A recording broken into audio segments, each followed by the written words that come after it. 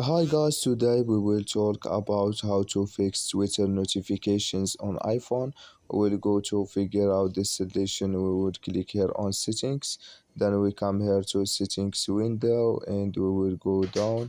Then we will click here on apps and we come here to apps window and we will just go down here to looking for Twitter app and we will click here on Twitter and we come here to app info. We'll click here on for stop, then we will click here on ok, and we will click here on storage, then we click here on clear cache, and we click here on clear data, and you just turn off your phone your Wi-Fi and turn on it, and it's going to work with you.